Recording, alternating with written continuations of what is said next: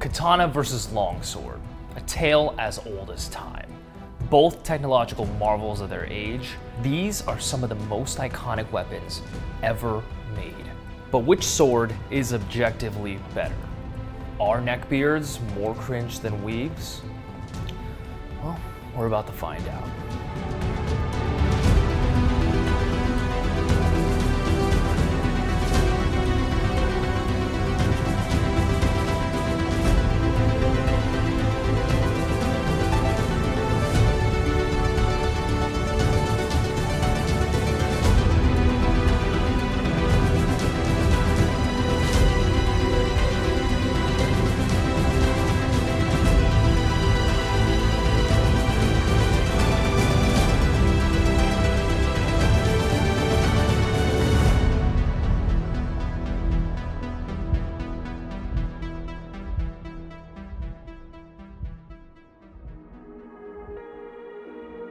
Today, we're going to answer the age-old question. Which is better, the katana or the longsword? Now, I see a lot of videos on this topic, so I figured as somebody who genuinely loves both swords, I could take a crack at it. To make things fair, I purchased a katana and longsword from the same manufacturer, Ronin, both priced around 350 bucks. Here, I have a Ronin Dojo Pro number 14. It has a 30-inch blade made of 1060 through hardened steel. And to compare, I have a Ronin Medieval Longsword number 2 with a 36-inch blade made of 1075 spring steel. Most videos online I see of people comparing longswords to katanas seem to be from a European perspective, mostly of people sick and tired of all the praise katanas get. Movies and anime have made out the katana to be some sort of mystical weapon capable of slicing through anything, which is obviously ridiculous. But I can't help but notice a hint of resentment when it comes to these comparison videos. Not to mention the obvious bias Europeans have when comparing an ancestral sword from their own culture to another. I will give props to Scholar Grim though. He made a video addressing his own biases against katanas, and I respect his ability to be introspective and honest about it. I put a link to it down in the description if you guys want to check out his perspective on the topic. Like Scholar admits, many are just sick of hearing how overhyped katanas are, and a lot of them seem to take it personally. What these people don't seem to realize is that the katana had a massive impact on American pop culture. If you're a gun-toting, rootin', tootin', red-blooded American like me, chances are you fucking love katanas, because you grew up on martial arts movies, and you're really into Highlander when it first came out. Seriously, if you grew up as a kid in America during the 90s, you were bombarded with the awesomeness of katanas. From TV to movies, not to mention, this is right around the same time that anime came to America in full force. To a young, impressionable kid, the cool factor of katanas was undeniable. Back then, there was just a level of mystique about katanas because we knew so little about them. It was a mysterious sword from a faraway land that looked like nothing we'd ever seen before. And growing up as an American, we didn't have a cultural sword of our own, so we clung to what we were constantly eye blasted with in popular media. In contrast, European swords were rarely romanticized in American movies. Sure, there were plenty of movies about knights, but their swords were never a focus. They were generally just seen as a tool or weapon the protagonists used, with the exception of Lord of the Rings, which is why many Americans, including myself, became obsessed with medieval weaponry. Let's be honest, nobody actually thinks a katana can cut straight through another sword. Anyone who does is either 9 years old or sleeps with an anime body pillow every night. Alright, with that out of the way, let's take a look at the pros and cons of these legendary swords. And to help me do this, my buddy Brandon, who practices HEMA, drove down to do some sparring with me to see how these swords stack up against each other. Keep in mind, neither of us are experts, and we're not trying to kill each other. I just figured a comparison video wouldn't be fair without actually physically pitting these swords against one another.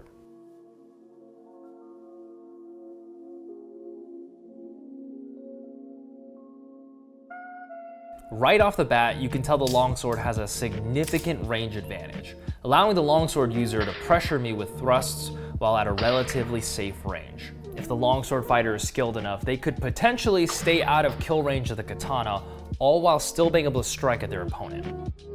Also, since the blade is double-edged, the longsword allows for rapid follow-up attacks with the back of the blade, making it more unpredictable than the katana's single edge. And when it comes to defense, the longsword's imposing crossguard provides much more reliable protection than the katana's tsuba.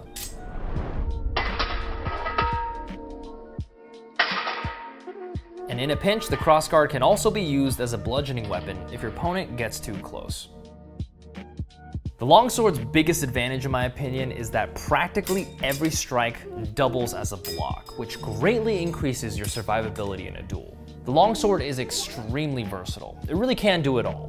But with that said, the length of the sword generally makes it slower and less viable in close-range combat than the katana. Sure, you can use the crossguard to bash your opponent, but with the shorter, more nimble katana, you can thrust and slash at full efficiency, even in close range. Keep in mind there are an ass load of different types of longswords. Here's a chart of how many different types of longswords there are. God damn, that's a lot of variety. It's like the fucking Baskin Robbins of swords. For this comparison, I chose what I consider to be the quintessential hand-and-a-half longsword. And if you disagree with me, I respect that. You probably have some pretty valid reasons for it. But you know what? This is my video. Make your own damn video. Now, what the katana lacks in range, it more than makes up for in speed. The shorter, lighter blade allows for lightning fast strikes, but means the katana user will need to close the distance, which can be extremely dangerous. Which brings me to my next point. In my opinion, the biggest difference between these two swords is not their blades, it's their fighting style. While the longsword relies on range and focuses on defensive cuts that double as blocks, the katana is a much more brutal weapon. A warrior who lives by the code of Bushido does not fear death. Live by the sword, die by the sword. I cannot stress enough how dangerous an armed combatant is when they do not fear death, and the katana is a perfect encapsulation of that philosophy. End the fight in a single devastating strike or die in battle with honor. To a samurai, nothing is more important. Similar to the Vikings, who are known as the most vicious, fearsome warriors in all of history. While the longsword is built for picking out weak points in your enemy's guard, the katana is balls to the wall victory or death. Now, we're not here to argue who's a better fighter, knights or samurai, because that's an impossible thing to test. I just thought it was important to mention because, again, no other comparison video I've seen has ever factored this in. All right, that's enough chit chat. Let's see what these swords can do.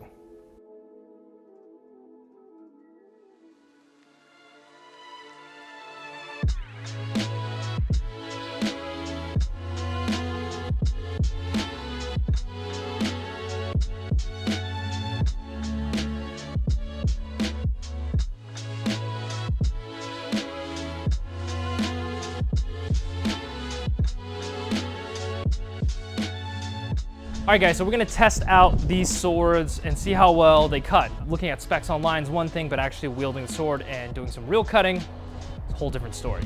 A lot of long swords, high-end wise, don't really come with scabbards, but this one does. It's not super nice or anything, but it is nice that it comes with one.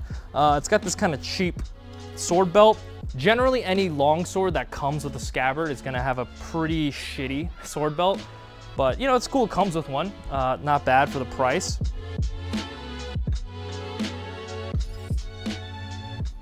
It's a nice blade, it's a handsome blade.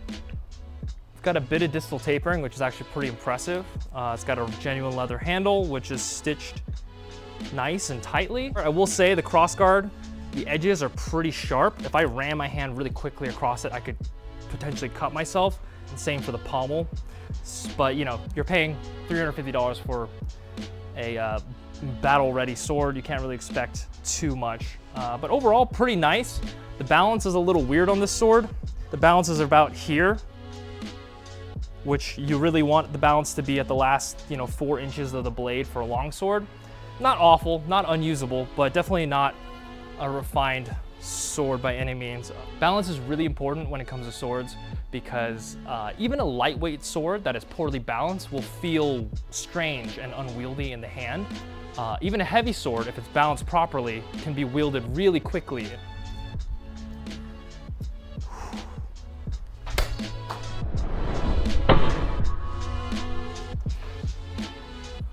Oh, it's pretty good. It's marred a little bit. It's not super clean cut, but cut through it. Let's see how little effort I can put into it while still cutting it.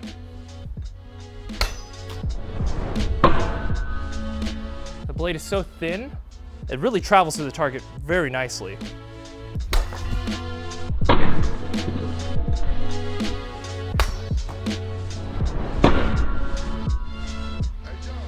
It's pretty good. What I'm noticing about this longsword is that because this pommel is one of these rounded pommels, and it's kind of got sharp edges, holding onto it like this and slicing, you feel that vibration in your hands and it kicks back into this hand. Well, I wouldn't want to really do this for too long. It just feels a little weird. I guess this is why they wear gloves. Longswords generally don't tend to be razor sharp because they're more for thrusting, and you kind of want to be able to half hand it and stuff like that, but it's actually surprising how well it cuts for how sharp it is, because it's not that sharp. It's not terrible at cutting, not great. I'm sure in the footage you'll notice that when I swing the sword in slow motion, the blade has got some wobble to it since it is spring steel. With the blade moving like that, having your edge alignment perfect is going to be more difficult. That plus the fact that the handle's shorter, it doesn't allow enough leverage or as much leverage as a katana. It's not going to do great at slicing and slashing, but that's fine because long swords are meant for thrusting, but it can get the job done, which is cool. I like the sword. The reaches can't be understated. Having that extra, 5 inches of reach is really nice. All right, so now I got a double mat. This one has no rod in the center, so it's just 2 tatami mats. It's a big boy, and it's waterlogged, making it so much heavier. There we go. Man, even doing practice swings, this pommel really digs in your hand. Okay, here we go.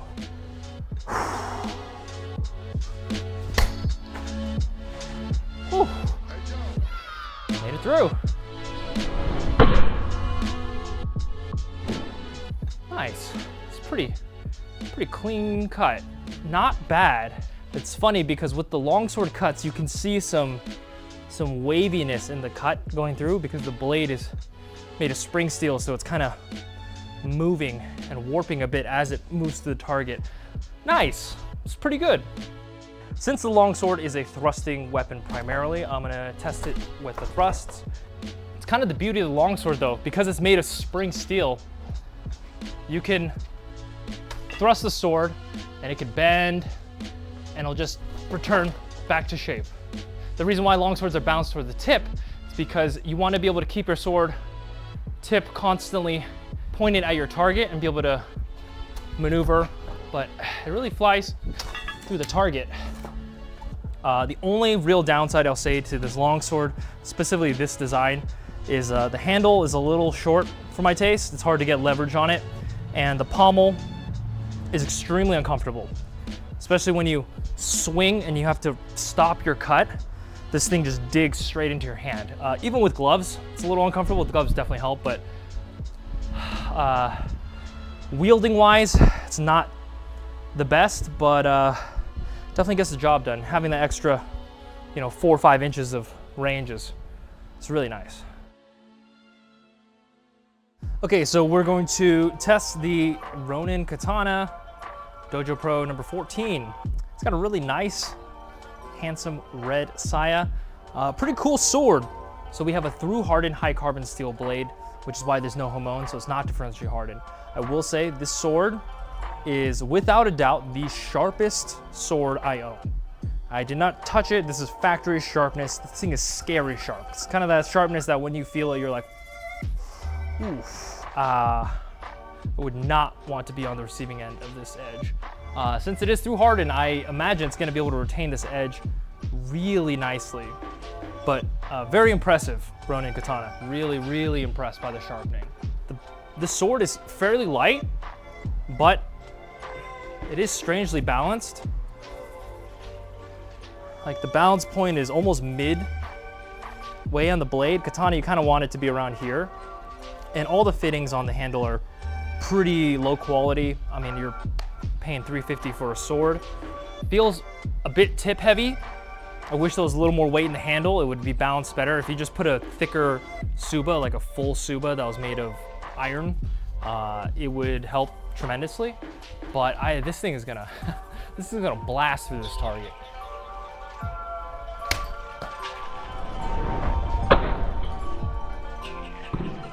As you can see, it's perfectly smooth. It's just one flat plane, as opposed to when I cut with the longsword, it still made it through the target, but because the blade flexes as it's moving through its target, it makes it a little uneven, which would then also cause more drag and potentially make it so that you don't make it through the target. It's very rigid compared to the longsword, which also allows you to pull and follow through a lot better. So I'm gonna try to cut through this target with using as little strength as possible. I'm not even gonna move my feet.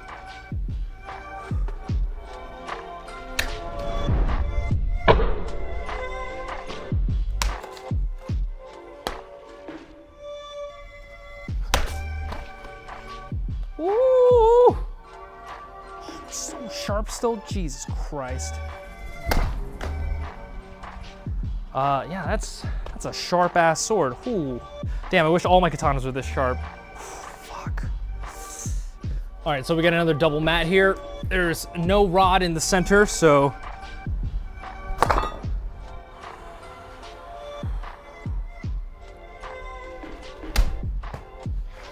That was so easy. There's like zero resistance going through that blade. Handle's pretty thin, but didn't really notice any significant vibrations. Yeah, easy. Oh my God, this thing's a beast. All right, so obviously the katana is going to be way better at slashing and cutting, this sort of thing, with the curved edge, the longer handle. But let's test to see how well it thrusts.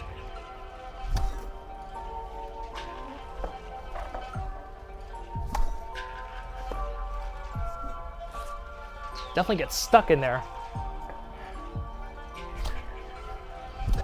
It's definitely harder to be accurate with stabbing with a curved blade like this. So thrusting with the longsword is clearly easier, faster. You can be more accurate with it. But yeah, I mean, the slashing power on this is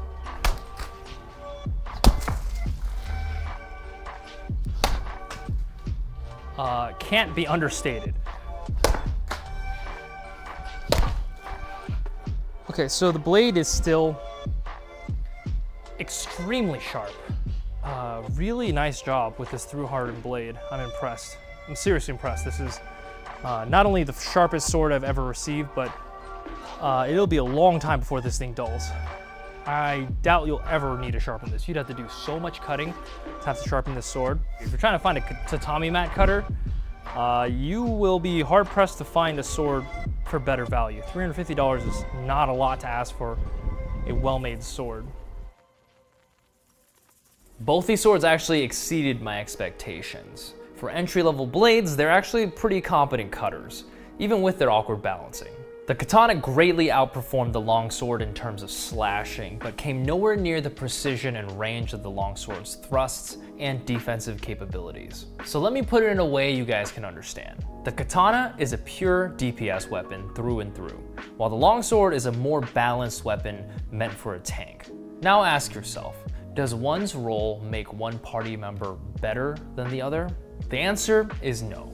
They both have their place and their intended purpose, and some people just gravitate towards one more than the other. It's like comparing a 1911 to a Glock. Sure, there are clear advantages on the surface to the more modern Glock, but what it really comes down to is the person wielding it. Just because a Glock can hold more rounds in their magazine doesn't make the 1911 obsolete, and it definitely doesn't mean it'll beat it every single time. I personally gravitate more towards katanas because of my martial arts background, and growing up, I was a disgusting little weeb. Does that make a katana better than longsword? No. I'm not self-centered enough to think my preference as fact, and neither should you.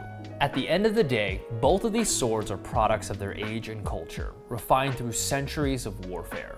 So saying one is far superior to the other is like some kid on a playground saying their dad could beat up your dad, or that Xbox is better than PlayStation. It's completely foolish and generally rooted in childish bias. So which sword is better? The answer is neither. These swords are polar opposites. They both have their strengths and weaknesses. These swords are so different that in a real life setting, it would all come down to who is the better swordsman. But as you know, we don't fight with swords anymore, so it literally doesn't matter. So in conclusion, try to keep an open mind, because not everything has to be a competition, especially things that are no longer relevant. All right, thanks for watching, guys. Be nice to each other in the comments. I'll see you in the next one.